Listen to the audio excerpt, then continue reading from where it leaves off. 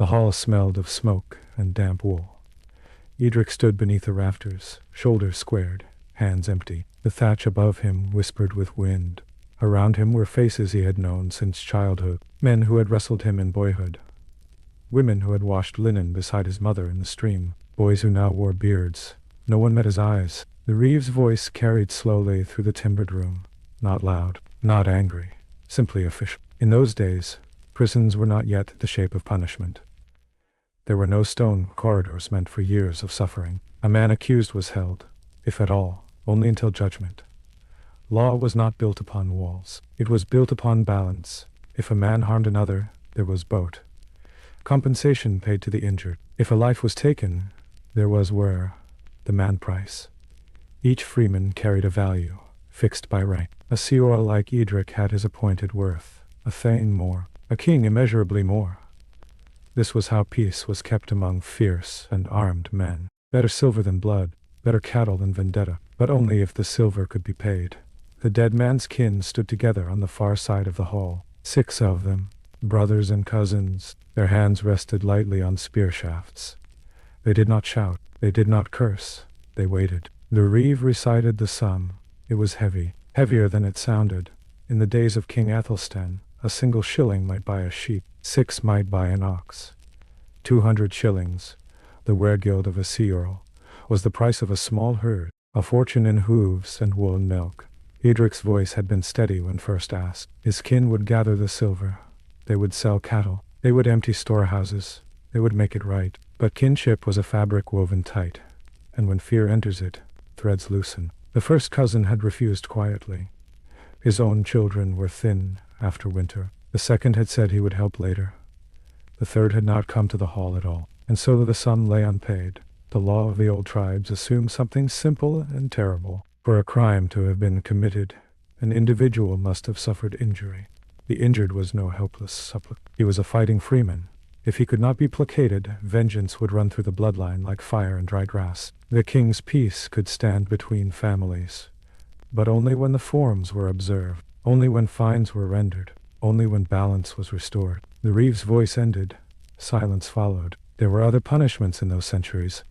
A slave might be branded for failure at ordeal. A second offense might cost him his life. A coiner might lose his hand, nailed above the mint door. A woman might lose nose and ears for adultery under Danish law. Limbs could be taken, eyes put out, lips cut away, but Eadric was not sentenced to mutilation. He was given something older. The dead man's eldest brother stepped forward. He spoke only one word to the Reeve, unpaid. The Reeve nodded once. Then he spoke the phrase, "From this day, Eadric son of Wulfgar stood outside the king's peace. He was declared an outlaw, a wolf's head." It was a simple image. The wolf could be hunted without penalty. Its head could be taken and displayed. It was vermin, not neighbor. Eadric felt the words settle onto his shoulders, like frost. No man in the hall raised a weapon. No one dragged him to a post. There was no rope. The Reeve gestured to the door. That was all. For a moment Eadric did not move. He searched the faces one last time. His uncle, his mother's cousin, the man who had stood beside him at harvest. They were looking at the floor. He stepped toward the doorway. Each footfall echoed louder than it should have. At the threshold, he paused. The world beyond the hall was the same as it had been that morning. Smoke rising from hearths, chickens scratching in dirt, children's voices somewhere beyond the byre. But it was no longer his. Behind him, the hall resumed its murmur. Already, he was past tense. He crossed the yard. No one stopped him. No one spoke. A dog barked once, then retreated. When he reached the edge of the village, he turned. He did not expect anyone to follow. No one did. The wind moved through the grass. The thatched roofs lay low against the sky. He realized, then, what the word meant. It was not merely permission for others to kill him. It was the removal of witness. If he were struck down in the wood, no wight would be claimed. No man-bot would be owed. No penance, unless perhaps the church whispered one in secret. He had become a body without value. The vendetta that might once have spread like wildfire was now contained. No one need avenge him. No one need compensate for him. Balance restored, by subtraction. He felt no anger yet, only a strange clarity. The laws had once been built to prevent endless feuds, compensation instead of slaughter, fair instead of war. But when compensation failed, the old instinct returned. Better a wolf in the wood than blood in the hall. Eadric stepped into the trees. The village sounds faded behind him. He did not yet know how a man lived without law, how he begged without kin, how he slept knowing any hand might strike. He only knew this: the hall door had closed, and no one would open it again. The first rule of the wood was silence. Eadric did not understand that at once. He walked too quickly, snapped too many twigs beneath his boots, breathed as though the air still belonged to him. By dusk he had gone less than a mile. The trees were thin here, young ash and birch, their trunks pale against the dimming sky. Beyond them lay heavier forest, and beyond that, marsh. He knew the land well. He had hunted here in better years, when his spear was for deer and not for defense. He sat upon a fallen trunk and listened. There were no horns behind him, no men with hounds. Outlawry was not always pursued with immediate chase. Often it required nothing more than proclamation. The declaration itself did the work. He understood that now. The old laws had grown from a world of fierce freemen, each armed, each bound by kin. Compensation was the great compromise, bought for injury, where for death. If paid, peace held; if refused, blood answered blood. But the crown had grown stronger over generations. The king's peace extended like a canopy over land and road. He claimed a share in fines, the white for disturbance of order. Justice became less private, more centralized, yet the older instincts remained beneath the surface. When a man could not be balanced by silver, he was removed from the scale entirely. Eadric's hands rested loosely on his knees. They trembled only slightly. He tried to measure the shape of his new condition. If he were killed, no fine would be owed. In older days, even the death of a slave carried payment: 8 shillings to kin, 30 to the master. A freeman's life was reckoned more carefully still. Now his life was reckoned at nothing. The phrase "wolf's head" was not poetry. It was instruction. He stood again as twilight thickened. The forest altered with the fading light. Branches became fingers. Hollows darkened into mouths. He found a shallow dip in the ground, half shielded by bracken. He cleared it with deliberate care. Every motion felt ceremonial, as if he were preparing his own grave. He had not brought food. In the hall he had expected argument, negotiation, perhaps delay. He had not expected the word to fall so cleanly. Hunger arrived with the dark. It was not sharp yet, only insistent. A reminder that law or no law, the body obeyed its own customs. He lay back and watched the sky narrow between branches. What is a man without witness? The question came without warning. All his life had been seen. Birth noted, baptism recorded, marriage spoken aloud, disputes settled before neighbors. Even wrongdoing had required witnesses. Now if he shouted, the trees would answer only with wind. He closed his eyes. Sleep did not come easily. In the old codes, a man might flee before judgment and live as outlaw by choice. Some did. There were, it was said, 10 outlawed for everyone hanged. The woods held many such shadows. Men who preferred danger to mutilation. Men who refused branding, refused the second conviction that ended in death. He had not chosen this. Yet here he lay among them, one more figure absorbed by undergrowth. In the deepest part of night, he woke with the certainty that someone stood nearby. He did not move. He did not move. The forest carried small sounds. Leaves shifting. Something stepping lightly. He remembered stories of men found in the morning, with throats cut, bodies left where they fell. No questions asked. He kept still. The sound passed. Perhaps only a deer. Perhaps nothing at all. His heart took long minutes to slow.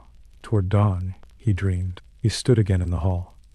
But this time the benches were empty, the hearth cold. His own voice echoed without answer. He tried to speak his name. No sound came. When he woke, frost lay pale upon the grass. He rose stiffly and moved deeper into the wood. He avoided the main paths. A man declared Wolf's Head might still be recognized by travelers. A glance, a shout, and suddenly the right to strike would awaken in strangers who yesterday would have shared ale. He moved along the stream instead, stepping in shallow water where he could, letting current erase his trail. This was the second rule: erase yourself before others do.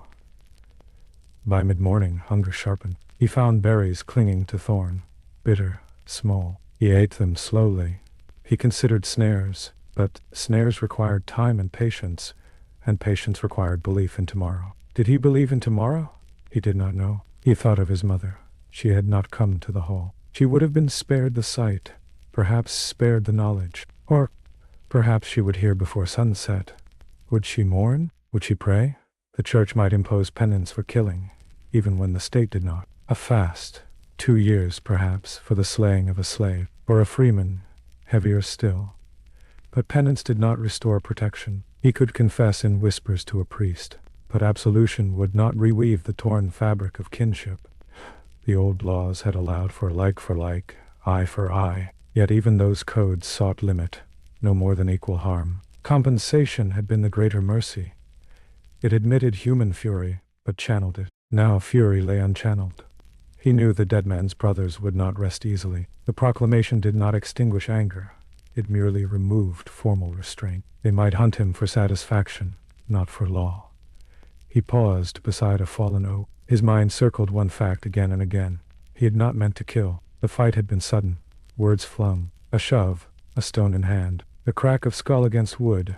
Silence. Even then, there might have been balance. If silver could have been gathered. If kin had stood firm. If fear had not seeped into their bones. He pressed his forehead against the oak's bark. For the first time, grief broke through the numbness. Not only for the dead man, but for himself. He had been subtracted, removed so that peace might stand. He straightened.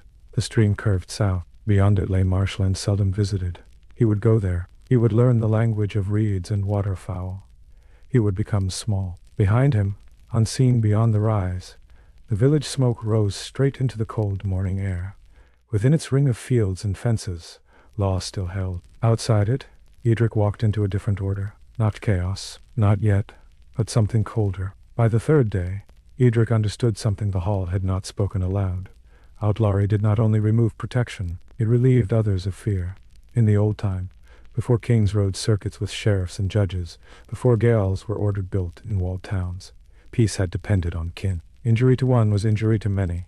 A feud might pass from father to son like an inheritance. The law of compensation, boat and ware, had been born not of softness but of dread.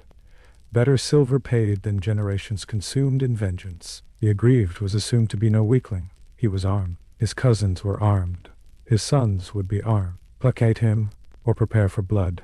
Eadric had grown within that understanding. He had believed, as all freemen did, that though harm might come, it would be answered within a known frame. Even if he were slain, his kin would demand wergild. His value would be reckoned. His name would be spoken in the demand. Now there would be no demand, and that, he realized, was a comfort to the village. He crouched in marsh grass, watching a narrow track that led from fields toward the woods. He had circled back without meaning to. Hunger had drawn him nearer the edge of cultivation. 2 men passed along the path, speaking low. They were not armed for war, only walking with staves. Their conversation drifted toward him. Best so, one said. Aye, better him than 6 more. A pause. Would have been worse if it spread. They meant the feud. Had his kin paid part, and the dead man's kin refused, retaliation might have followed. A blow returned, then another. Then a cousin struck in the dark. A barn burned. A boy taken at market. The old codes had sought to confine vengeance. Some allowed like for like, no more than equal harm. An eye for an eye, but not both eyes. A tooth for a tooth, but not the jaw. Yet fury rarely measures itself carefully. By declaring him wolf's head, the village had cut the knot cleanly. One subtraction, instead of many. Eadric felt something tighten in his chest. They feared not only the dead man's brothers, they feared themselves. He retreated deeper into reeds as the men passed. He understood now why outlawry was so common. It was easier than hanging, easier than mutilation. No need to gather witnesses for ordeal. No branding, no iron heated red. Simply remove the man from the circle of law. If he survived, that was between him and the wilderness. If he died, no white was owed to the king, no man bought to kin, no disturbance to account. He lay flat among the cattails and studied the sky. Clouds moved steadily west. His stomach cramped. The third rule of the wood revealed itself. Hunger eras his pride faster than judgment. He had always thought himself steady, a man of moderate temper. He had worked fields, mended fences, argued in hall with measured words.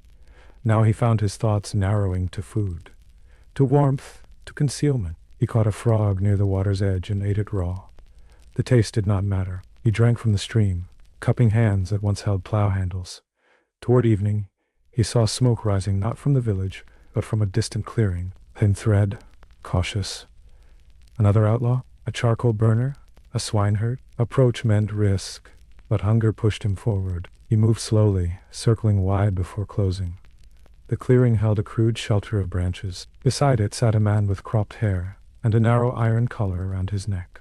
A slave. The collar bore a small metal tag. Eadric could not read the marking, but he knew what it meant. Property. The man looked up, eyes wary but not alarmed. "You are far from fields," the slave said quietly. "So are you." The slave shrugged. "Run." There was no shame in the word. In those centuries, slaves were numerous, taken in raids, sold for debts, sold sometimes by themselves in famine, sent across the sea despite laws that forbade it. They were of little account in the community. If slain, only 8 shillings might be owed to kin, and a larger sum to the master. They lived always on the margin. Eadric felt an unfamiliar sensation. Envy. The slave had a master who might seek him. Eadric had no one. They regarded each other in silence. "You smell of hall smoke," the slave said after a moment. "Not anymore." The slave nodded as if understanding. "Wolf's head?" he asked. Eadric hesitated. Then he inclined his head once. The slave's eyes flickered, calculating. "That makes you worth less than me," he said, without cruelty. It was simply fact. For damage done by a slave, his master was liable. For damage done by Eadric, no one was. The slave gestured toward the fire. "Sit, but not long. Smoke carries." Eadric sat. They shared no names. The slave handed him a strip of something roasted, perhaps rabbit. Eadric ate slowly, aware that this charity carried no bond, no future claim. "You'll not last winter alone," the slave said. "I do not plan winter." The slave studied him. "Better to be sold than harassed," he murmured. The words settled heavily. In the hall, mutilation had once been common. Hands cut off, eyes put out, nose and ears severed. Punishment inflicted so that soul might be preserved, as one code had phrased it. Those men lived marked but seen.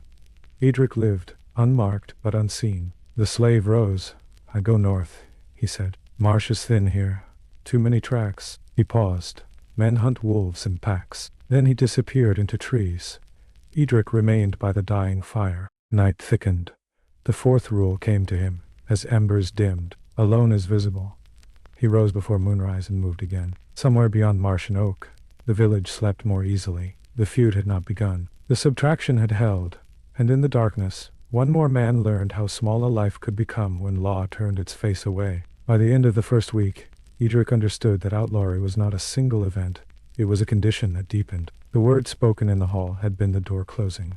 But what followed was the slow rearranging of the world around that absence. He did not return to the clearing where he had met the slave. He trusted neither charity nor a repetition. Instead, he moved along the marsh edge until reeds thickened into water and water widened into black pools that reflected only sky. It was nothing more than bent saplings lashed with stripped bark, overlaid with reeds. The roof sagged. The walls were thin, yet it gave the illusion of enclosure, and illusion was a kind of comfort. In the old villages, enclosure had meant safety. Wooden stockades ringed homesteads. Barns and cattle sheds clustered close. Even the king's hall had once been only a long wooden structure without buildings, before stone castles rose in later centuries. Walls were declarations. Here, law whole. Beyond them, law thinned. Eadric lay inside his narrow shelter and listened to marsh water lapping softly. He tried to count days. It steadied him. On the 8th day he heard hounds. Not near. Not yet. But the sound carried across water, distorted and faint. He lay still, breath shallow. In former times, if he had been accused and held for judgment, he might have waited in a temporary cage or shed near a castle wall, merely confined until assize. Prison had once meant custody, not punishment. It was not built to consume years, but outlawry required no gale. The hounds might belong to hunters seeking boar, or to men who sought something else. The vendetta did not require formal sanction. The dead man's kin could pursue him openly. They owed no explanation. He pressed his ear to damp earth. The sound faded. Perhaps they hunted deer. Perhaps they hunted him. He realized, with a cold clarity, that it no longer mattered which. The fear would be the same. In the older codes, If a man failed at ordeal, he might be branded the first time. A second conviction could be capital. The law escalated visibly. Outlawry escalated invisibly. There was no brand on Eadric's skin, no severed limb, no scar across face. His mark existed only in memory, and memory traveled faster than he did. Traders passed between settlements. Monks journeyed with relics. Word spread. Wolf's Head. The phrase carried weight beyond its syllables. It meant not merely criminal. It meant unprotected. It meant that any man encountering him on road or path might consider himself not murderer, but instrument of justice. The king's peace did not extend to him. He rose and stepped outside the shelter. Mist lay low across the marsh. He moved slowly, scanning ground for tracks not his own. The marsh was deceptive. It recorded passage lightly, but not permanently. Reeds bent and rose again. Water swallowed prints. It suited him. He thought of the law's arithmetic. In Mercia, a king's wergild had once been set at 7,200 shillings, with additional sums payable to his people. A thane's value stood far above that of a seor. Each rank measured. Every man had his appointed worth. Eadric now had none. He wondered whether value lay only in the scale of law, or whether something intrinsic remained. He remembered the dead man's face in the moment before impact. Surprise more than anger. A hand reaching. He had not meant the stone to strike so hard. The codes had assumed intent mattered less than injury. For a crime to exist, someone must suffer harm. The injured must be placated. Intent did not restore balance. Silver did.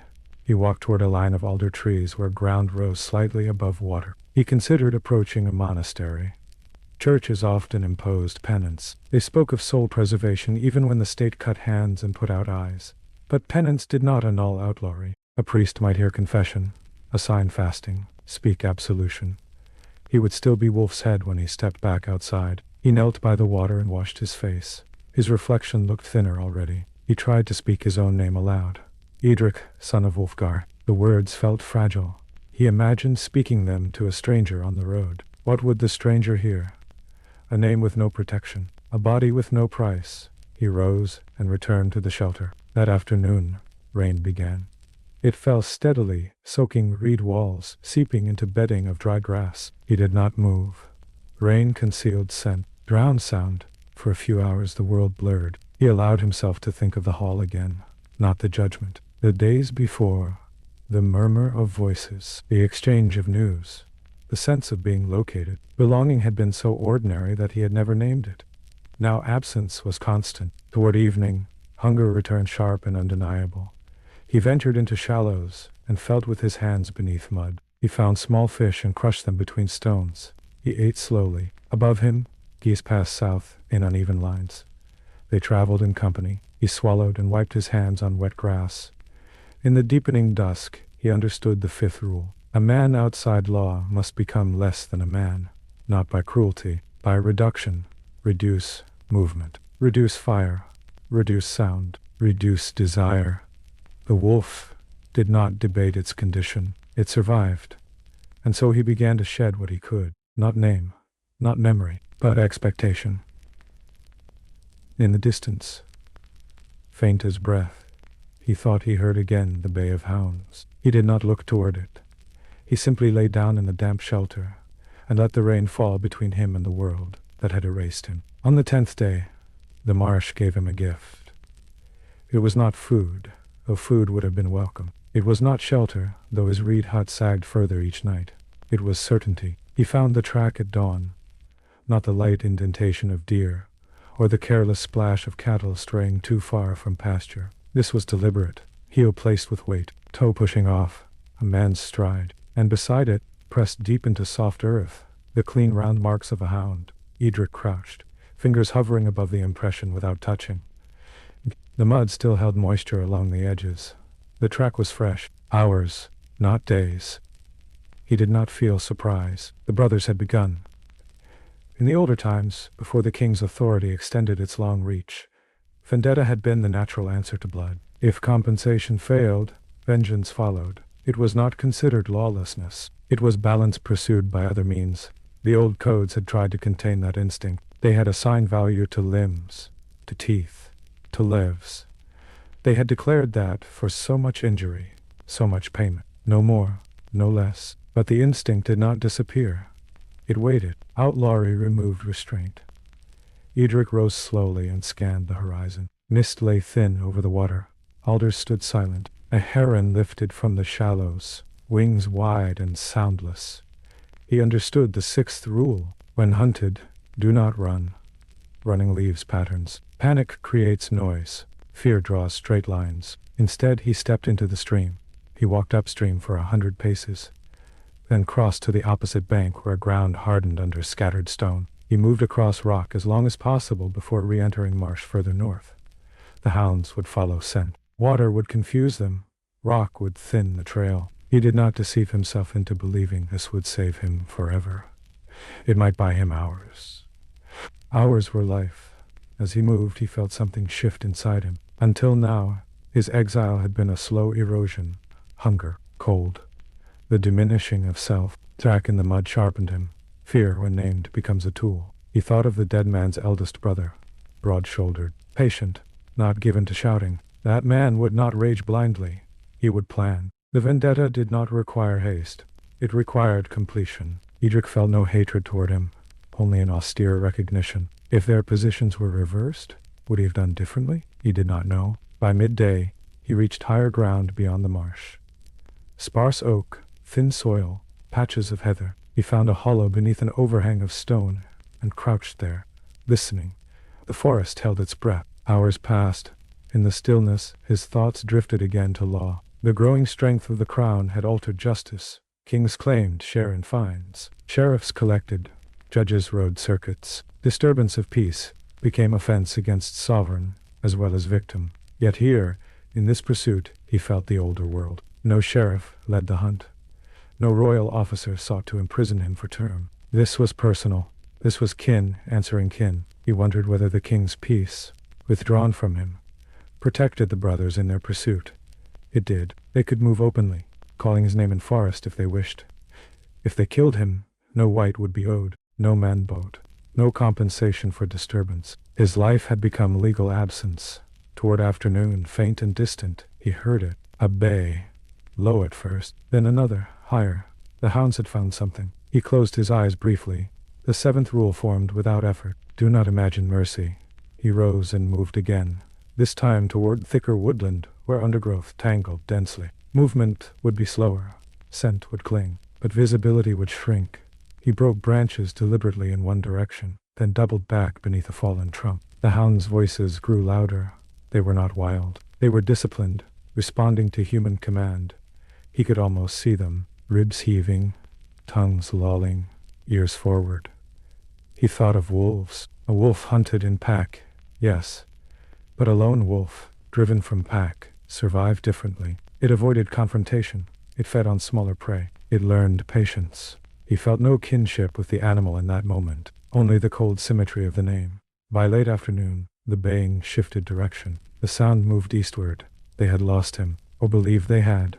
He did not relax. He climbed a low ridge and settled into a cleft between rocks. From there he could see the marsh edge where reeds shimmered in wind. Two figures emerged from trees below. He recognized them, even at distance. The eldest brother walked slightly ahead. Another man, perhaps a cousin, held the leash of a hound straining forward. It paused at the water's edge, where Eadric had entered the stream that morning.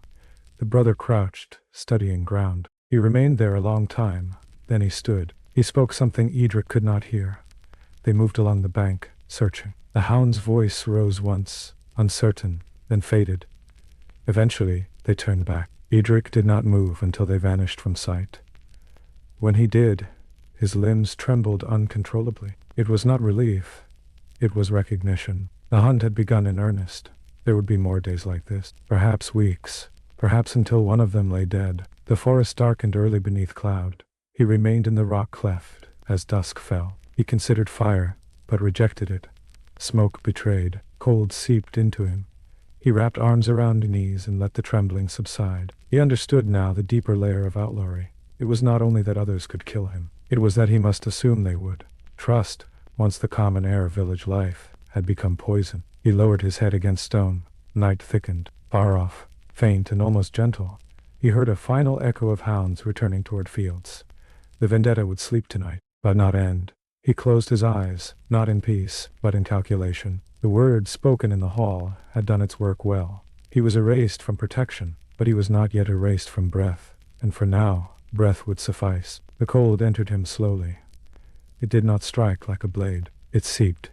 Eadric woke before dawn, with his jaw clenched and his fingers numb. The rock against his back had leached heat through the night. His breath hung pale in the air. He flexed his hands and felt pins of pain return. Winter was not yet upon the land, but it rehearsed itself in these early mornings. He counted days again, and realized with quiet dread that time moved forward, whether he wished it or not. He had told the slave he did not plan winter. Now he understood the foolishness of that thought. The eighth rule came gently. The body does not care about disgrace. It requires shelter, food, gentleness, warmth. It insists. He descended from the ridge, once light strengthened. He did not return to the marsh. The brothers would expect him there. Instead, he angled toward the outer fields of another settlement, 2 miles distant. Not his village, a smaller cluster of homesteads ringed by rough fencing and thorn hedge. Approach meant risk, but hunger had begun to hollow him. In the older codes, if a man injured another, restitution was first sought. Every form of aggression had its appointed fine according to rank and damage. The system assumed a network of kin who would help raise silver, cattle, grain. Eadric now had no such network. He considered theft. The word itself carried weight. The old laws had fixed tariffs even for stolen goods. A sheep, an ox, each with price. Theft could be compensated like any other injury, but he could not compensate. Any taking would deepen his erasure. He circled the settlement widely before dusk, keeping to tree line. Smoke rose from 3 hearths. Children's laughter drifted faintly. It was almost unbearable. He remembered sitting outside his own dwelling in autumn light, mending a harness while boys ran in dust. The ordinariness of it. He waited until full dark. Then he moved. Not toward houses, toward the common grazing ground. Cattle lay in low shapes beyond the hedge. Sheep clustered in tighter groups. He knew animals. He knew how they startled and how they calmed. He slipped through a gap in thorn where livestock passed by day.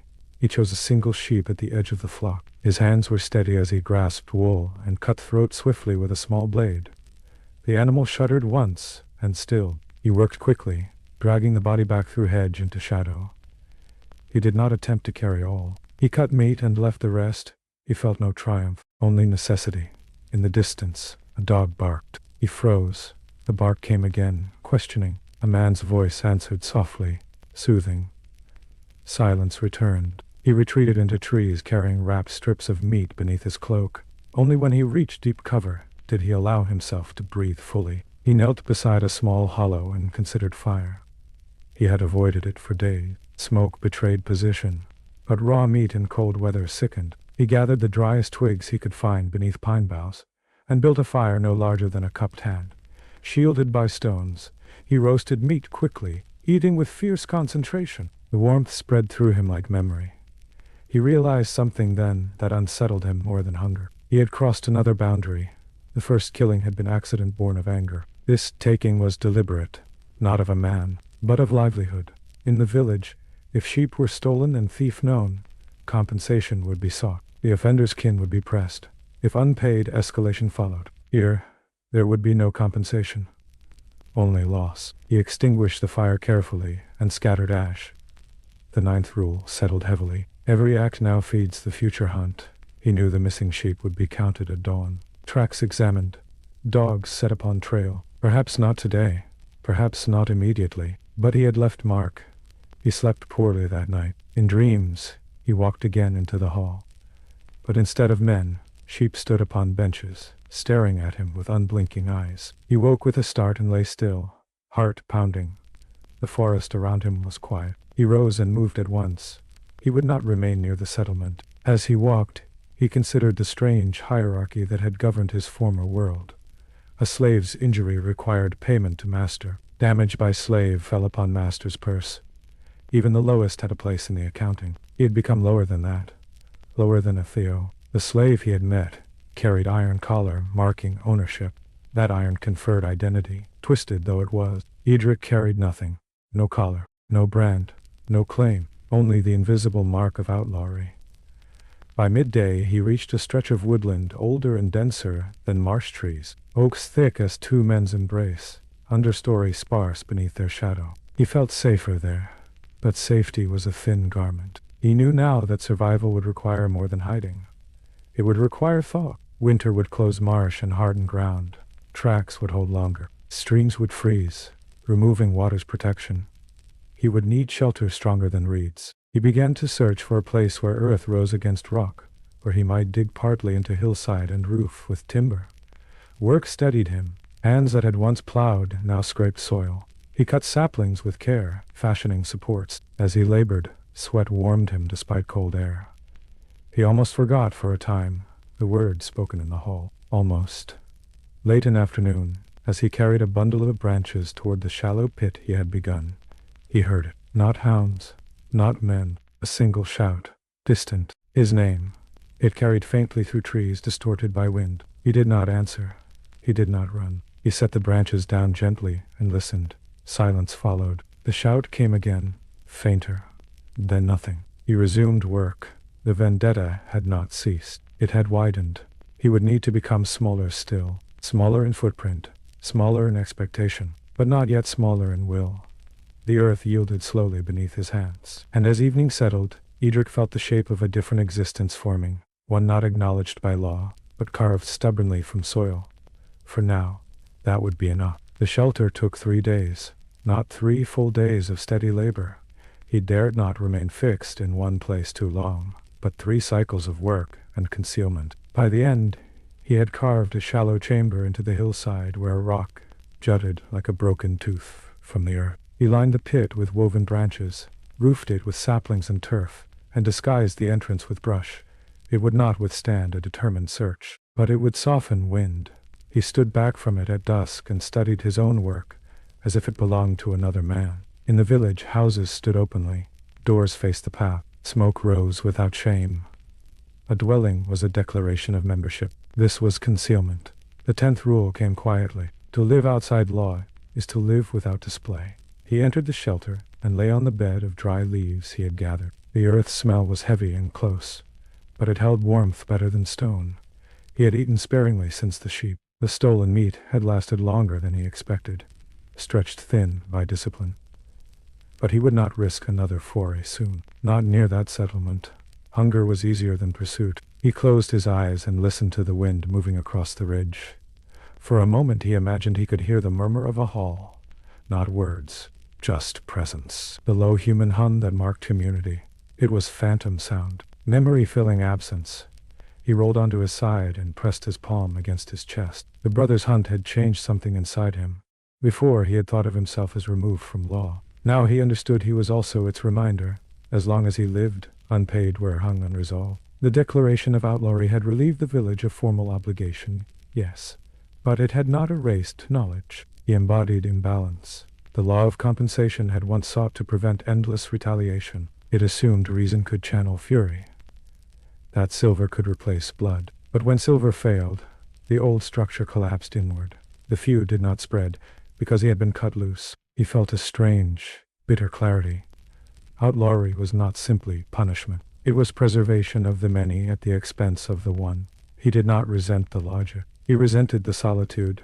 The next morning, frost coated the brush, disguising his entrance. He brushed it aside carefully before stepping out, mindful that broken ice might glint in sun and betray disturbance. He walked the perimeter of his chosen territory, in widening circles, learning its features. A fallen oak hollowed by rot, a narrow deer trail leading to a salt lick, a stream half hidden by overgrowth. Knowledge would replace wall. Toward midday, he came upon something that halted him. A crude mark cut into the bark of a birch. 3 lines, angled. Not natural, not recent either. The cut had darkened with time. He studied it. Perhaps only idle carving by a shepherd. Perhaps a sign left by someone who moved between settlements. Charcoal burner, hunter, fugitive. He was not alone in the wilderness. The slave's words returned to him. Men hunt wolves in packs. But wolves also encountered wolves. If other outlaws moved through these woods, they might not welcome him. Shared exile did not guarantee fellowship. In the old codes, slaves were sometimes sold for offenses. Men who could not pay fines might be sold into penal slavery. At least there, existence was defined, however harshly. Eadric had chosen not to surrender. Yet surrender might have meant chains instead of erasure. He shook the thought away. Chains required a master willing to claim him. No master would claim a wolf's head. As afternoon waned, he heard something unexpected. Not hounds, not men. A woman's voice, low, singing. He froze. The sound came from beyond the ridge, faint but unmistakable. A lullaby, perhaps, or a hymn. He moved cautiously toward it, staying downwind. Beyond a thicket, he saw a small clearing where a lone hut stood, older than the others he had glimpsed in passing. Smoke rose thinly from its roof. An anchorite's dwelling, perhaps, or a widow's. He crouched at edge of sight. The woman emerged briefly to hang cloth on a line. Her hair was gray, her movements slow but deliberate. He felt sudden, dangerous longing. Not for her, for acknowledgement, for someone to look at him and see a man he could approach, speak gently, offer labor in exchange for food. But the 11th rule formed sharp and absolute. If you are seen, you are hunted. She might pity him. She might feed him. She might also speak his presence to the next passerby without malice, simply as fact. Fact was enough. He remained hidden until she returned inside. Then he retreated silently into trees. That evening, as he lay in his earthen shelter, he examined his own thoughts with discomfort. He had begun to think like an animal, weighing risk by scent and sound, not by word and custom. In the hall, disputes were argued, oaths sworn, witnesses called. Here, instinct ruled. He did not wish to become only that. He began to speak aloud each night before sleep. His name, his father's name, the name of his mother. He recited the shape of his lineage, as if rebuilding a broken fence in darkness. Without such repetition, he feared something worse than death. For a man declared wolf's head did not merely risk killing, he risked forgetting himself. Outside, wind combed through oak leaves. In the distance, an owl called once, then again. Eadric lay awake long into the night, repeating names beneath his breath. He would not let them vanish, not yet. The first snow came in silence. It fell in the night, fine and dry, laying a thin white veil across the forest floor. When Eadric crawled from his shelter at dawn, the world had been made legible. Every creature that had passed in darkness had written its name upon the ground. He stood very still. The 12th rule arrived without effort. Snow remembers.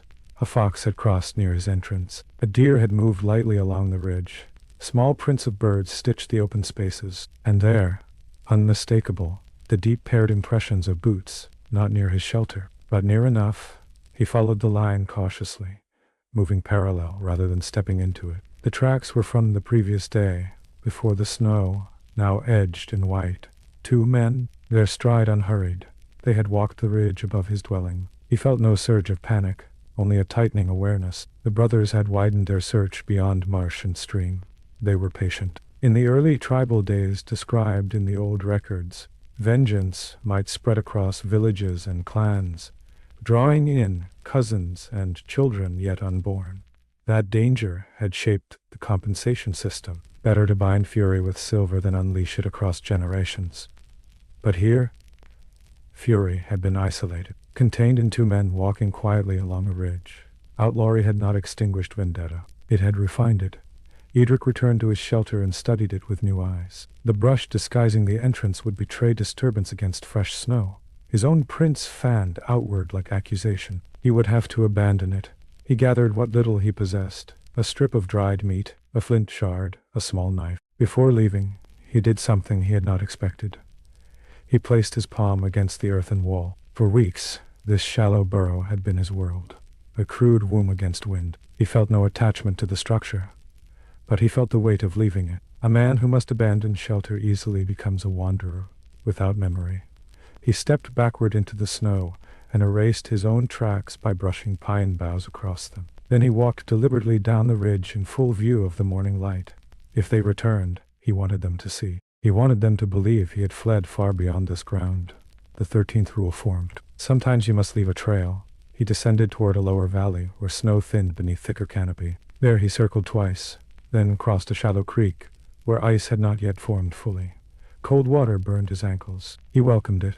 By midday he had placed distance between himself and the ridge. He paused beneath a stand of fir trees and listened.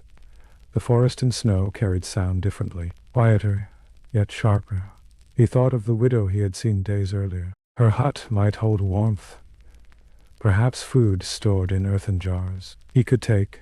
The law that once fixed tariffs for stolen goods did not bind him now. No fine could be paid. No restitution demanded. But the memory of the sheep lingered. Every act fed the hunt. He remained still until hunger pressed again.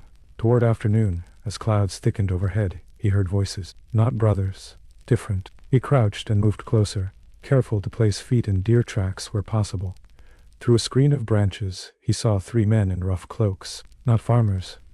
Their clothing bore the wear of long travel. One carried a staff. Another had a short sword at his belt. They had a bundle slung between them, heavy. Charcoal burners, perhaps, or men transporting goods between settlements. He studied their faces. None he recognized. They spoke of markets and road conditions. They laughed. He felt an ache in his chest at the sound. Laughter and company.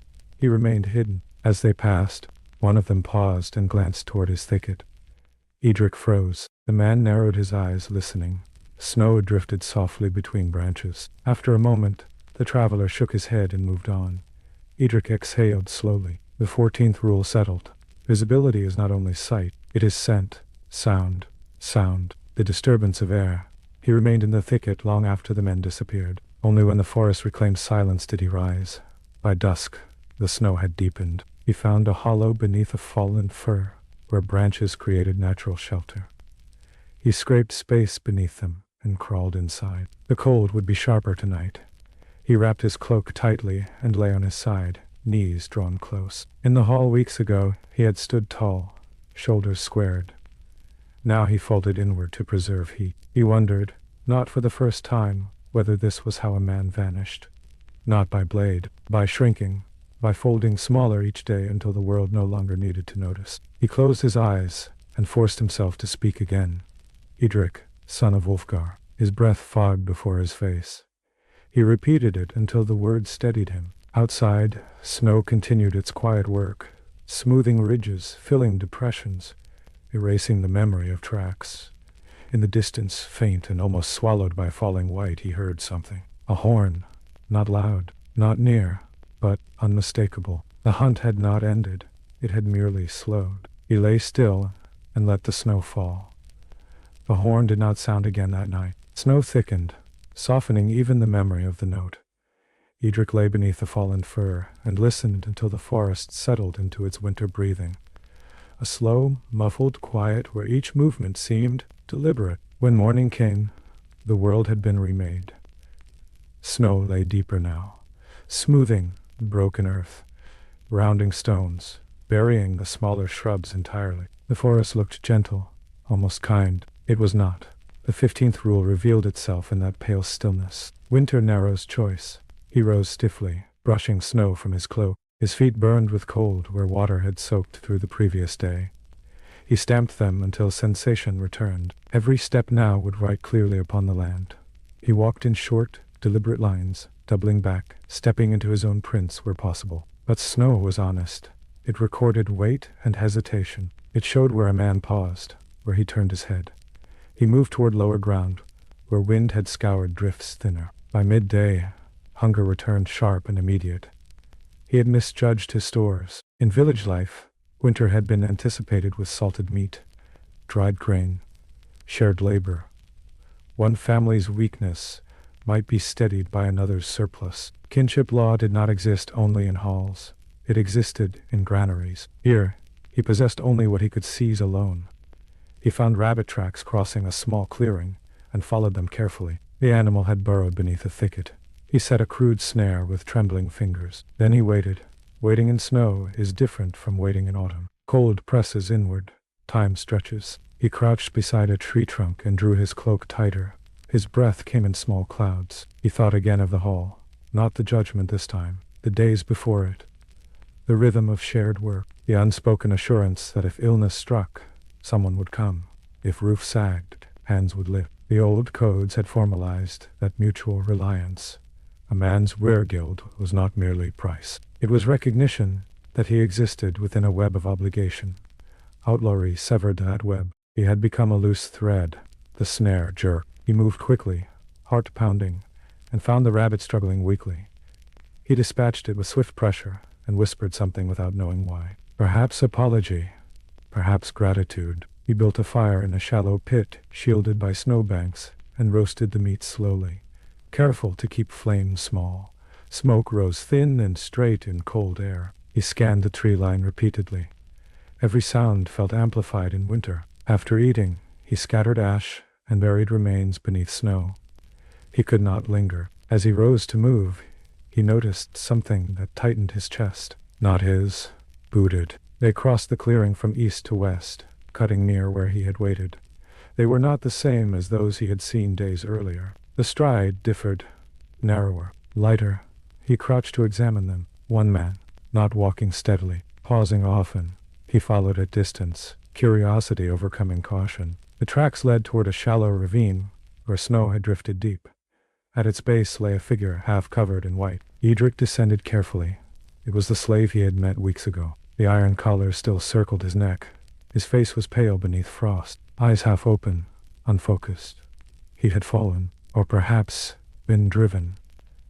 There were no other prints nearby. Eadric knelt. The man still breathed, shallow and uneven. For a long moment, Eadric did nothing. The 16th rule pressed against him. Survival is not fellowship. Helping meant delay, meant exposure, meant warmth shared. He could walk away. The slave's life, like his own, held little value in law. If he died here, no man-bot would be demanded. Perhaps a master somewhere would note absence. Perhaps not. Eadric reached out and touched the man's shoulder. Cold. The slave's eyes flickered faintly. Recognition passed between them. North, the slave whispered weakly. They searched north. Eadric understood. The brothers had widened their hunt again. Perhaps they had driven the slave deliberately, questioning him. Perhaps the slave had run again and failed. It did not matter. The forest was tightening. Eadric made his choice without further thought. He dragged the slave toward a cluster of firs where snow lay less deep. He cleared space and built a small fire, shielding it carefully. He placed the man close enough to feel warmth, but not near enough to scorch. The slave's breath steadied slowly. "You should have left me," he murmured. "Perhaps," Eadric replied. He did not add that leaving would have been easier. He fed the man a small strip of rabbit. They sat in silence for a time, two men without protection, sharing a fire that could betray them both. Eadric felt something fragile and dangerous stir inside him. Not hope, something smaller, recognition. The law had erased them, but they still existed. Outside the ring of warmth, snow fell again, soft and relentless. Eadric stared into the small flame, and understood that winter would test more than his body. It would test what remained of his humanity, and he did not yet know which would survive. The slave lived through the night. That, in itself, felt improbable. The fire had been no more than a breathing ember by dawn, but the man's color had returned faintly beneath the frost-pale skin. He lay curled beneath Eadric's cloak, the iron collar dull and rimed with ice. Eadric had not slept. He had watched the darkness for movement, listening for the crunch of boots, the bay of hounds. Nothing came but wind-shifting snow against branches. When morning light filtered gray through the fir boughs, the slave opened his eyes fully. "You are a fool," he said quietly. "Likely. They will follow me. Perhaps." The slave studied him for a long moment. "You had shelter," he said. "You left it." Eadric did not answer. The 17th rule took shape slowly. Compassion alters the hunt. The tracks leading to the ravine would now be joined by two sets departing from it. Snow recorded choices without judgment. Eadric rose and stamped out the last ember, thoroughly scattering ash beneath snow. He helped the slave to his feet. The man swayed but remained upright. "Can you walk?" "Yes." They moved westward, away from the direction the slave had indicated the searchers had taken. They did not speak further. Walking beside another human being felt unfamiliar, almost disorienting. Eadric had grown used to listening only to his own breath. Now there was another rhythm beside him. It made concealment more complex. Two men required more food, made more sound, left wider marks. Yet it also steadied him. He thought of the law again, of how, in earlier centuries, injury had been treated first as harm between individuals. Only later did the king claim larger authority, merging personal wrong into offense against the sovereign's peace. Outlawry sat at the intersection of those two worlds. The personal vendetta drove the hunt. The king's peace withdrew to allow it. The law did not pursue Eadric. It merely declined to defend him. The forest thickened as they descended into a narrow valley where stream water had not yet frozen. Snow lay thinner beneath dense canopy. They followed the water's edge for some distance, stepping carefully in the stream itself where possible. Cold gnawed at their ankles. The slave's breathing grew labored. "You should leave me," he said again, not unkindly. Eadric shook his head once. He did not explain. Perhaps he refused to reduce further. He had already shrunk into shadow, into caution, into necessity. If he surrendered this last fragment, the choice to aid another, what remained would not resemble a man at all. By midday the slave stumbled and fell to one knee. Eadric caught him. They rested beneath a leaning rock where snow had drifted shallow. "I was questioned," the slave said after a time. "By them?" "Yes, the brothers. They asked if I had seen you, and I said no." Eadric studied his face. "You lied." "Yes." "Why?" The slave's mouth curved faintly. "I am worth 8 shillings to kin and 30 to a master. You are worth nothing." He coughed. "They would not trouble to pursue me if I told them where you lay." Eadric understood. The vendetta sought closure. The slave was incidental. "You ran," Eadric said. "Yes, and they let you." "Yes." A pause. "They wished to see where I would go." The realization settled between them like fresh snow. The hunt had become layered. The brothers did not only search ground, they used those on the margins to flush him. Eadric closed his eyes briefly. The law's logic was simple. Remove the unbalanced element. The vendetta's logic was patient. Follow the weak thread to its source. He opened his eyes again. "We separate," he said quietly. The slave nodded without protest. "It is better." Eadric reached into his cloak and withdrew the last strip of rabbit meat. He pressed it into the slave's hand. The man did not refuse. They stood. No farewell was spoken. They moved in opposite directions. Eadric did not look back. The 18th rule formed as he climbed the valley's western side. Attachment is trace. By late afternoon, wind rose and drove snow in thin sheets across open ground. It blurred the forest's edges, erased smaller marks.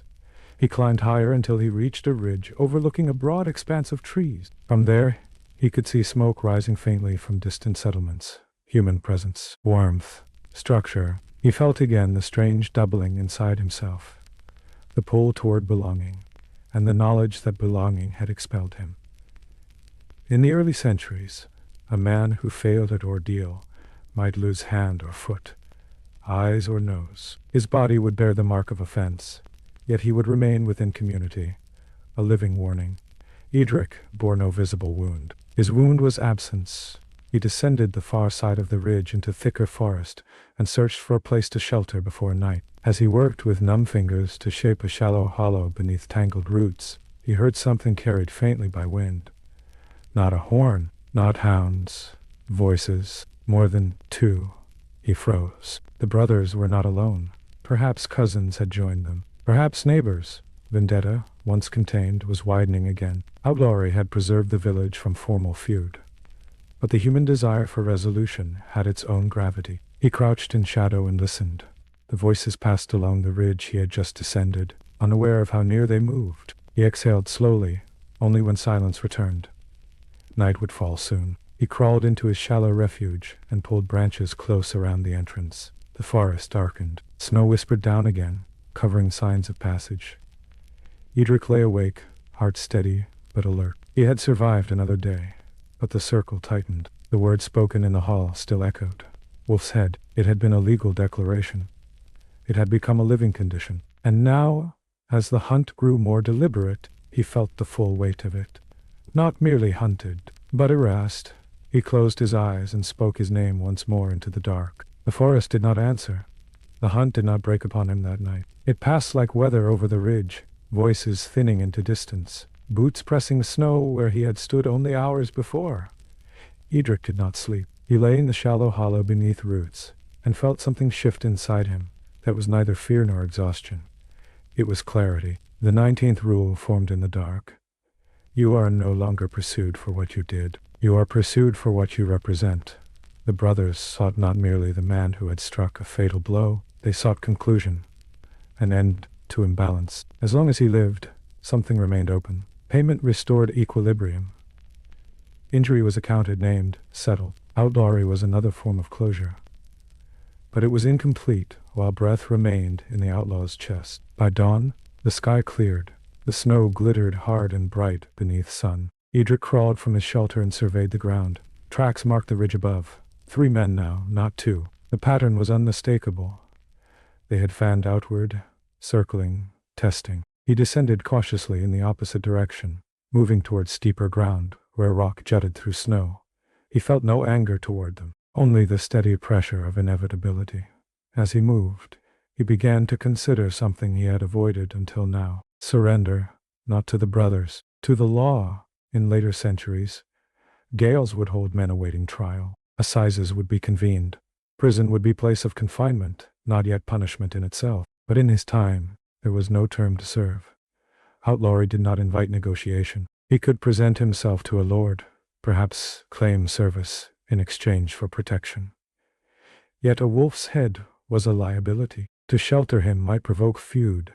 He walked until midday, then paused beside a cluster of ancient stones half buried in snow, perhaps remnants of older dwelling, perhaps boundary markers. He rested there, back against cold rock, and allowed his thoughts to travel further than they had in weeks. What was law? In his youth, it had seemed simple. Law was the hall, the gathered men, the weighing of injury, the setting of fines. Law was the mechanism that kept fierce, armed freemen from tearing one another apart. But the book of customs from which his world sprang had always admitted something darker. When compensation failed, vengeance followed. And when vengeance threatened to widen beyond control, the law sacrificed the one to protect the many. He did not fault the logic. He felt its cost. Toward afternoon, he heard movement again. This time, he did not hide at once. He stood. 3 figures emerged from trees below. The eldest brother in front, Eadric. Behind him, the cousin. And a third man Eadric recognized faintly, not kin but neighbor from his village. They saw him almost at once. For a long moment, no one moved. Snow lay bright between them. The distance was perhaps 40 paces. The brother lifted a hand, not in greeting, in signal. The hound at the cousin's side strained forward, growling low. Eadric did not reach for a weapon. He had only a small knife. He knew it would not avail him. The 20th rule rose clear and steady. The wolf does not plead. The brother spoke first. End it, not shouted. Simply said. Eadric nodded once. I will not run, he replied. The cousin tightened his grip on the hound's leash. The neighbor's face was pale. They began to approach slowly. Eadric felt his heart beating, but it did not race. He had imagined this moment many times in darkness. He had imagined fear. Instead, he felt something like sorrow, not for himself, for the simplicity lost. He stepped backward deliberately, placing himself with rock at his back. He would not be driven further into forest. He would meet them here. The brother stopped 10 paces away. You could have paid, he said. I tried. You did not try hard enough. That too was perhaps true. Kin had hesitated. Silver had not gathered quickly enough. Fear had done its work. The brother drew his blade. The cousin released the hound. It lunged forward. Eadric moved instinctively, sidestepping as the animal leapt. He struck downward with the knife in his hand. The blade glanced off thick fur. The hound twisted and snapped, teeth grazing his arm. Pain flared hot and immediate. The brother closed distance. Steel flashed. Eadric felt the blow before he registered its shape. A sharp tearing across his side. He staggered but remained upright. Snow beneath his boots churned red. He struck once more at the hound, this time connecting. The animal yelped and fell back. The cousin shouted. The neighbor hesitated. The brother stepped in again, blade poised. In that suspended second, Eadric saw clearly what had been true from the hall onward. This was not murder. This was resolution. He could resist and perhaps wound one of them. He could prolong, or he could accept. He lowered his knife. The brother's eyes flickered, surprise perhaps. Then steel entered flesh. Clean. Precise. Eadric felt the cold more than the pain. He sank to his knees. The snow beneath him absorbed warmth quickly. The sky above was painfully bright. The brother stood over him, breathing hard. It is done, he said. Not triumph. Statement. Eadric felt his strength receding. He thought of the hall, of the murmur of voices, of his mother's hands. He tried to speak his name. His mouth formed the shape. No sound came. The forest watched without comment. The hound limped back to its master. Blood darkened the snow. The vendetta closed. The subtraction completed.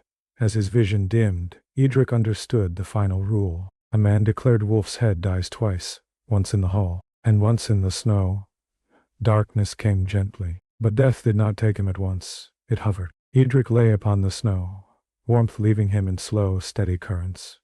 The wound in his side burned briefly, then dulled, then seemed distant, as though it belonged to someone else. The brother stood over him for a moment longer, then stepped back. The cousin retrieved the hound, binding its leg where the knife had grazed. The neighbor stared at Eadric with an expression not of hatred, but of strain, as if he had lifted something heavy and was unsure whether it had been worth the effort. "It is finished," the brother said again. He did not strike a second time. He did not need to. The three men stood in silence for several breaths. Then, as if some signal had passed between them, they turned and began to walk back across the snow. They did not look behind them. Their tracks led east. Eadric's blood marked the place where the wolf's head had fallen. Above him, the sky remained sharp and colorless. He felt neither rage nor regret in that moment, only the strange awareness of transition. The law had withdrawn from him in the hall. Now the vendetta withdrew. Balance in its harsh arithmetic had been restored. The old system had feared uncontained feud. That was why Boat and Wer had been devised, to placate, to channel, to prevent cycles of retaliatory killing that might spread from village to village. Compensation had been the wisdom of men who knew how quickly fury multiplied. When compensation failed, another form of containment took its place. Remove the man. Let the blood lie in one place. Eadric felt his thoughts thinning. Yet something unexpected rose within him. Not memory, not plea. Witness. He was aware, acutely, that no man remained to see him now. No kin to claim his body. No priest to murmur penance. In older law, even a slave's death demanded some acknowledgement. A sum to kin, a reckoning to master. His would require none. He felt that emptiness like a second wound. The snow began to fall again. Small flakes at first, then steadier. They touched his face lightly, melting against skin already cooling. He wondered whether wolves would come. It seemed fitting, but the forest was quiet. Time lost its measure. The wound no longer hurt. His breathing grew shallow, each inhalation thinner than the last. And yet, breath remained, against expectation, against intention. He did not die there. Not then. The blade had cut deep, but not true. The brother had struck cleanly, but the snow had slowed blood's flow, cooling flesh, narrowing vessels. Eadric lay long enough that his pursuers believed him gone, long enough that snow covered red, long enough that silence deepened. Then something within him resisted finality. It was not strength, it was stubbornness, a small, irrational refusal. He drew a breath that hurt like fire. Another. His hand moved against the snow. Pain flooded back, fierce and disorienting. He coughed and tasted iron. He did not understand at first that he lived. The 21st rule came not as thought, but as instinct. Move. He rolled onto his side with a groan and pressed his palm against the wound. Blood seeped, but sluggishly. He forced himself to sit. The forest swayed. He waited until it steadied. The brothers had walked away. They would not return quickly. To them, it was done. He was erased. He pressed snow against his side to slow bleeding further, teeth clenched against the shock. He could not remain where he had fallen. If wolves came, they would not care whether he still breathed. He crawled first, then staggered to his feet. Each step sent a tremor through him.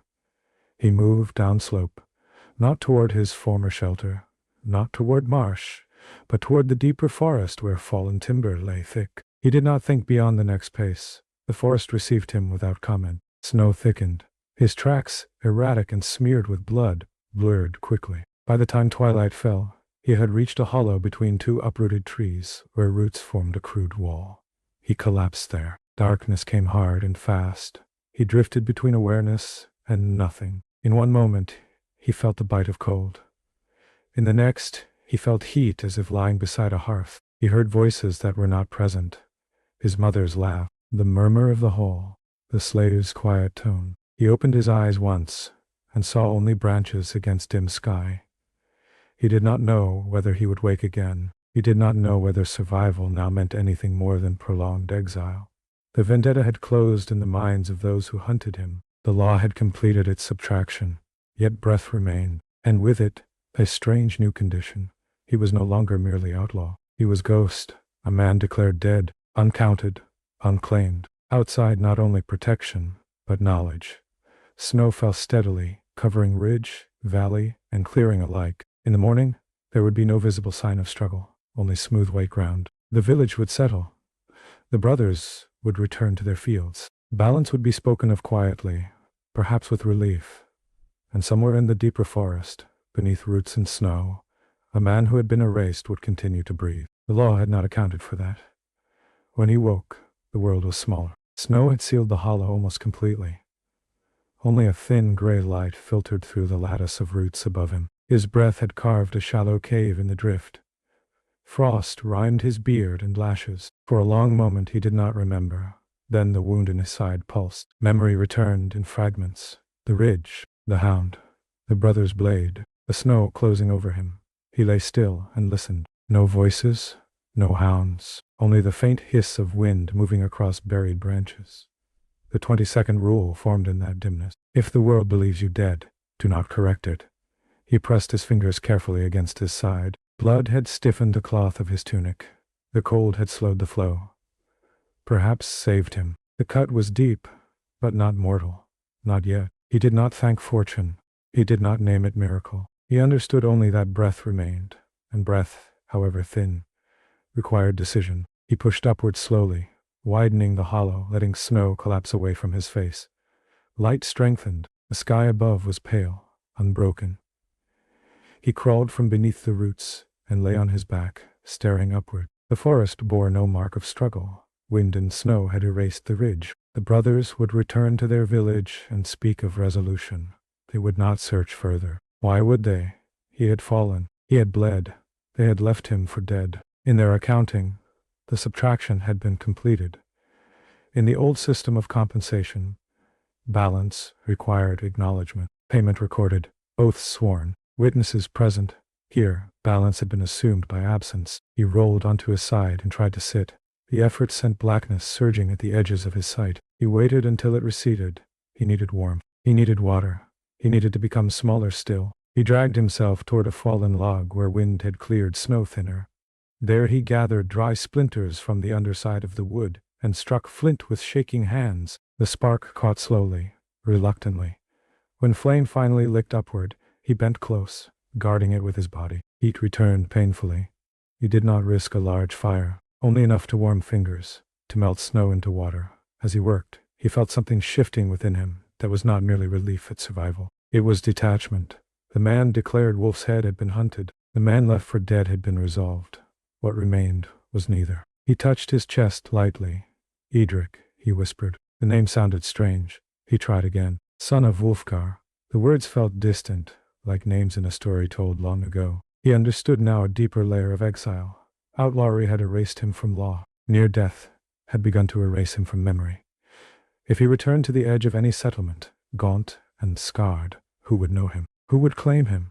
His mother might have mourned already. His kin might have spoken his name in past tense. The vendetta had concluded. There would be no second hunt. The 23rd rule unfolded gently. A man who survives his own erasure must decide who he is without witness. He fed the fire carefully, watching flame consume wood. He considered the church again. If he presented himself at a monastery, confessed, asked penance, what then? The church could impose fasts, prayers, pilgrimage. It could speak of soul preservation even when limbs were cut away by law. But the church could not restore his standing among kin.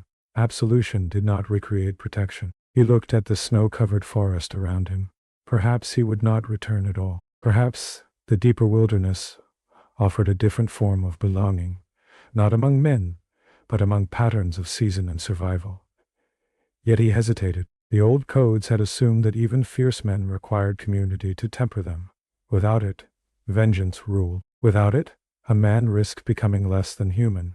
He had felt that shrinkage already, reducing movement, reducing desire, reducing self. Now something else beckoned. Not reduction, transformation. If the village believed him dead, he could walk beyond the bounds of his former life entirely. He could travel north, where borderlands blurred and lords shifted. He could offer service under a different name. He could vanish into the widening authority of the crown, where itinerant judges cared less for past feud and more for present obedience. The law was changing, slowly but surely. The king's power extended further each generation. The old kin-based system of wear and boat yielded gradually to centralized punishment and revenue. Perhaps in that shifting landscape, a man without price could find new footing. The thought steadied him, not hope, possibility. He extinguished the small fire and packed snow over the embers. He tore a strip from his cloak and bound his wound more tightly. Then he stood. The forest did not resist. He began to walk, not toward the ridge, not toward marsh, but toward the north. Each step hurt, each breath stung, but he moved with a different awareness now. He was no longer hunted. He was no longer sought. He was, in the eyes of law and kin, gone. And in that absence lay a strange freedom. He walked until twilight. When he finally stopped beneath a stand of pines, he did not build a shelter immediately. He simply stood and listened. The forest breathed. The wind shifted branches. He placed his hand over his wound and felt a slow, stubborn beat beneath it. "Wolf's head," he murmured once. The words no longer stung. A wolf that survives the hunt becomes something else. He lay down beneath the trees and closed his eyes. The village would sleep peacefully tonight. Balance restored. The hall would murmur of other matters, and far beyond its hearing, a man once erased would begin again in silence. The north received him without question. The land changed slowly at first. The trees thinned, then thickened again. Marsh gave way to higher, stonier ground. The paths were narrower, less worn. Smoke from distant settlements rose thinner, as if uncertain of its own claim upon the sky. Eadric walked in measured silence. He did not hurry. The 24th rule settled in him like a second spine. If you have died once, do not hurry toward another death. His wound pulled sharply when he climbed, and at night it burned with fever heat. Twice he woke shivering so violently he thought the forest itself shook. But he did not turn back.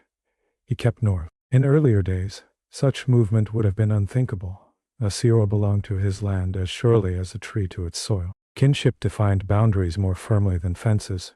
To leave without cause was to drift beyond recognition. Now he moved precisely because recognition had ended. On the 4th day of his northward journey, he reached a small wooden church perched above a narrow valley. It was not a monastery, not fortified, not wealthy. A simple structure of timber and thatch, its door facing east. Smoke curled from a side hut. He stood at the edge of the clearing for a long time before stepping forward. He was thinner than he remembered himself being, his beard untrimmed, his cloak torn, blood-stained cloth wrapped beneath it. He looked less like a freeman, and more like one who had escaped servitude. He approached the door and knocked once. The sound felt too loud in the winter air. After a moment, it opened. A priest stood there. Not old, not young. His hair cut short, his expression guarded. They regarded one another in silence. "Yes?" the priest asked. Eadric felt the weight of names pressing against his tongue. He chose carefully. "I seek warmth," he said, "and water." The priest's gaze dropped briefly to the stain at Eadric's side. "You are wounded." "Yes? By whom?" Eadric did not answer at once. The 25th rule formed in that pause. "Truth, like law, depends on audience." "I was attacked," he said finally. The priest held his gaze. "Are you pursued?" "No." That at least was true. The priest stepped aside. "Enter." Inside, the air was warmer, scented faintly of smoke and old wood.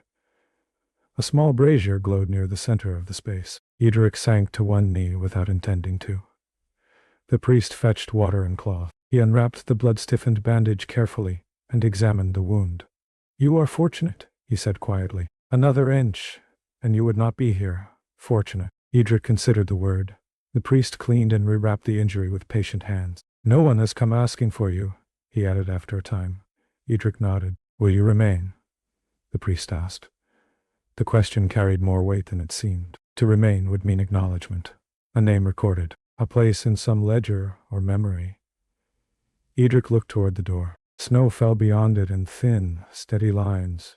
In the old codes, mutilation had sometimes been framed as punishment that preserved the soul. Limbs cut away, eyes removed, but life spared so that repentance remained possible. Outlawry preserved neither body nor standing. Yet here, in this small wooden church, there was another structure, not law of kin, not vendetta, a different accounting. He raised his eyes to the priest. "I cannot stay long," he said. The priest studied him. "You carry something heavier than your wound." Eadric did not reply.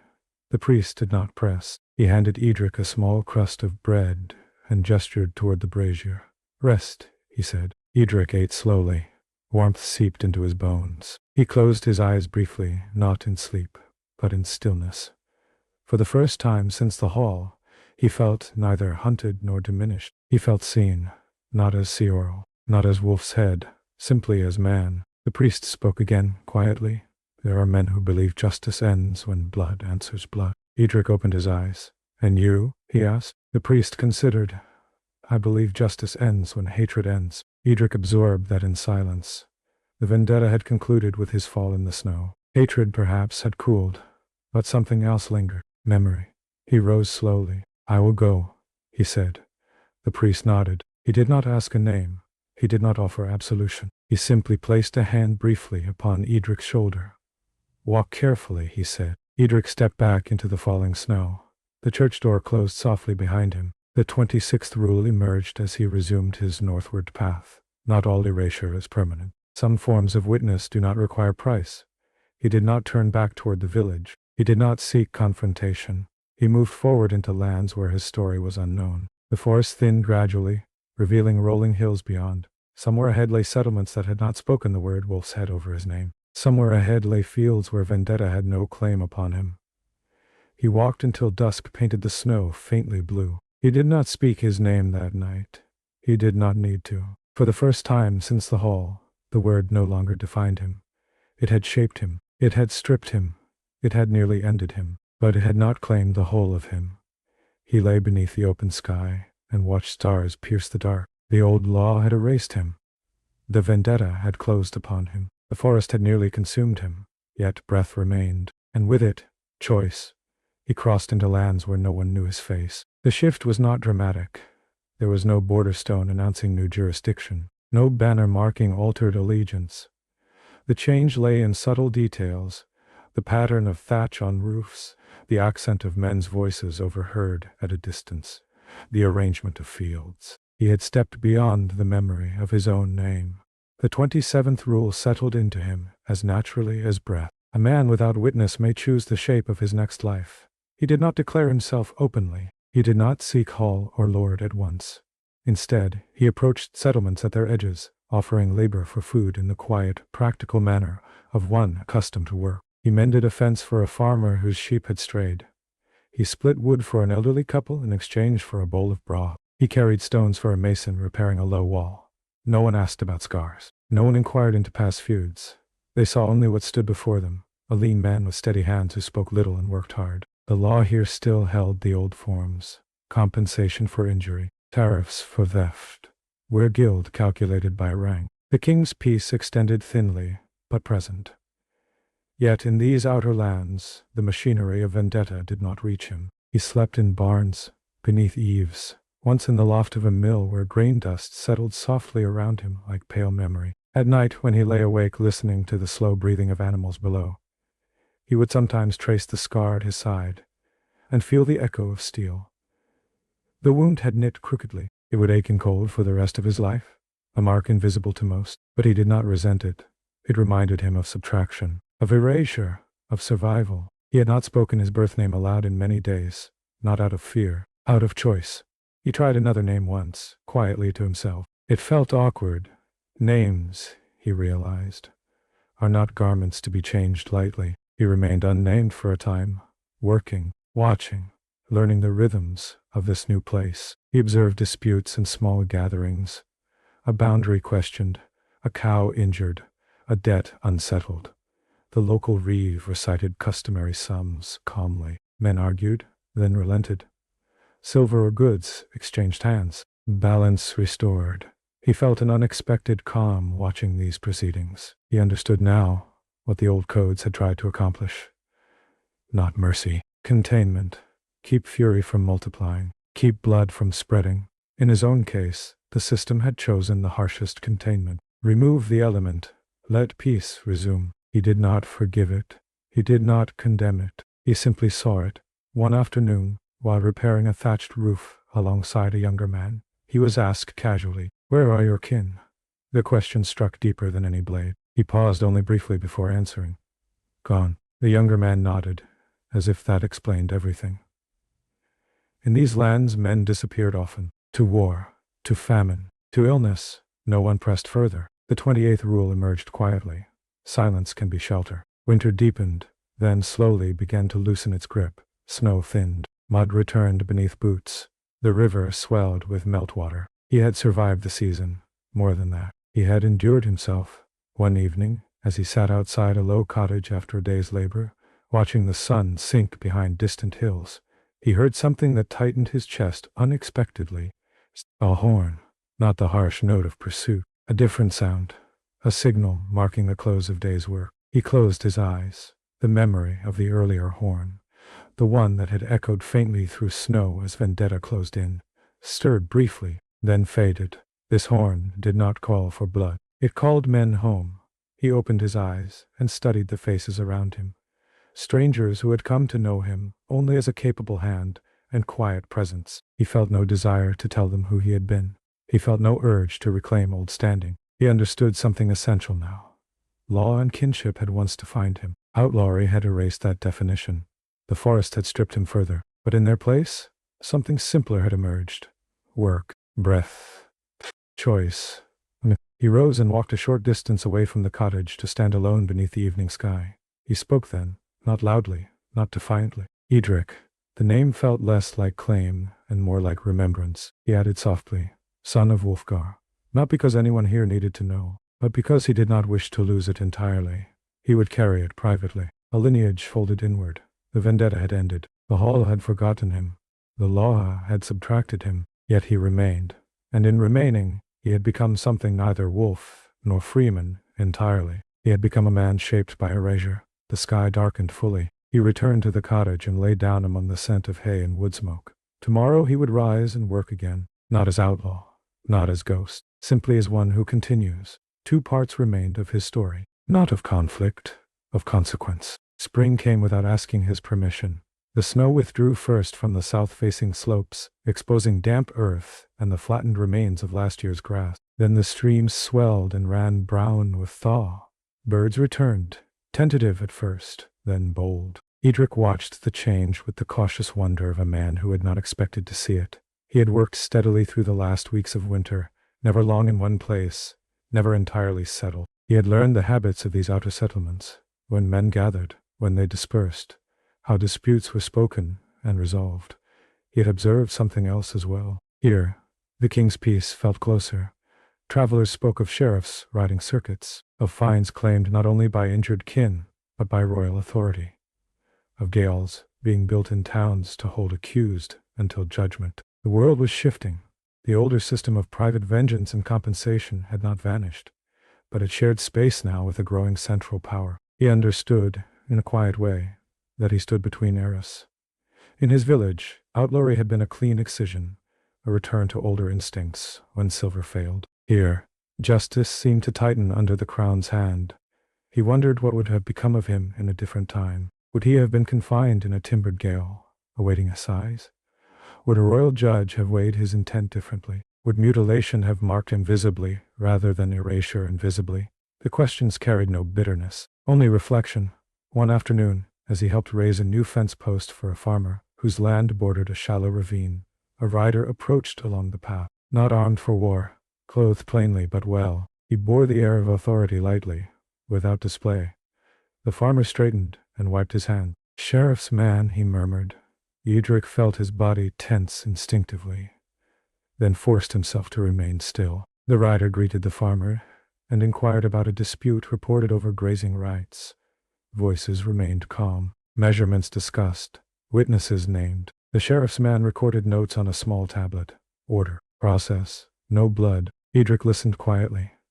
When the rider's gaze passed briefly over him, it did not linger. He was simply another laborer. The 29th rule formed gently. A man once erased can live in the spaces where law grows impersonal.